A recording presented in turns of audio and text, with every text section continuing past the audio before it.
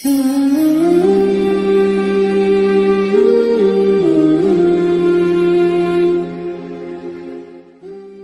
من الشیطان الرجیم بسم اللہ الرحمن الرحیم الحمدللہ رب العالمین اللہم صلی علی محمد وآل محمد وعجل فرجہم۔ ناظرین، ہمارا موضوع غسل چل رہا تھا۔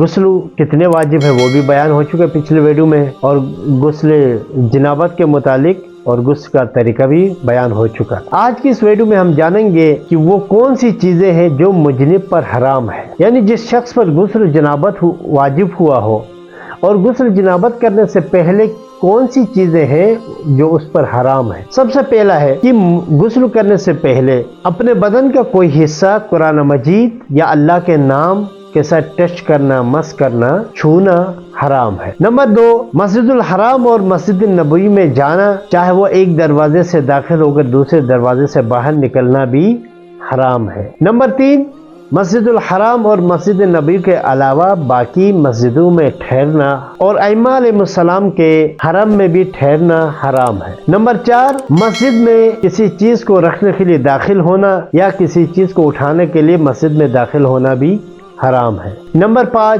ان آیات کا پڑھنا جن آیات کے پڑھنے سے سجدہ واجب ہوتا ہے، ان آیات کا پڑھنا بھی حرام ہے۔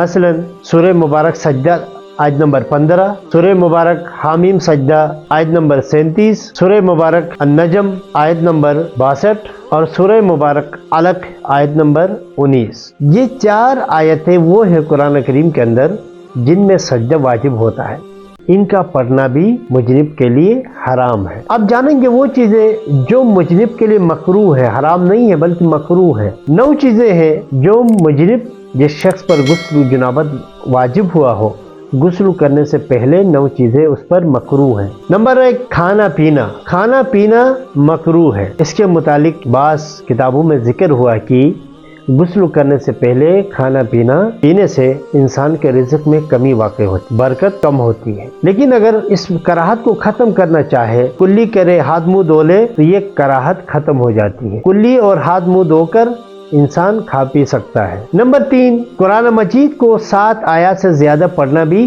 مکروہ ہے۔ نمبر 1 کھانا ہے، نمبر 2 پینا ہے، اور نمبر 3 قرآن مجید کو 7 آیات سے زیادہ پڑھنا بھی مکروہ ہے۔ نمبر 4، قرآن مجید کے حاشیہ اور الفاظ کے لائنوں کے درمیانی جگہ پر اپنے بدن کا کسی حصے کو مس کرنا بھی مکروہ ہے۔ اور اب عربی عبارت پر مس کرنا حرام ہے، لیکن اس کے علاوہ جو قرآن کریم جہاں پر عربی نہیں لکھی ہوئی ہے، جو بیچ کی خالی جگہ ہے یا باہر کی جو حاشیہ ہے، وہاں پر بدن کا کسی حصے کو چھونا یہ مکروہ ہے۔ نمبر 5، قرآن مجید کو ساتھ رکھنا بھی مکروہ ہے۔ نمبر 6، سونا بھی مکروہ ہے، لیکن اگر وضو کر کے سو جائے تو یہ کراہت ختم ہو جاتی۔ کہتے ہیں کہ اگر کسی کو سکون کی نیند کرنی ہو تو غسل جنابت واجب ہونے کے بعد غسل کر کے سو جائے، اس سے سکون کی نیند اسے حاصل ہوگی۔ اگر بغیر غسل کے سو جائے گا تو وہ سکون حاصل نہیں ہوگا۔ نمبر 7،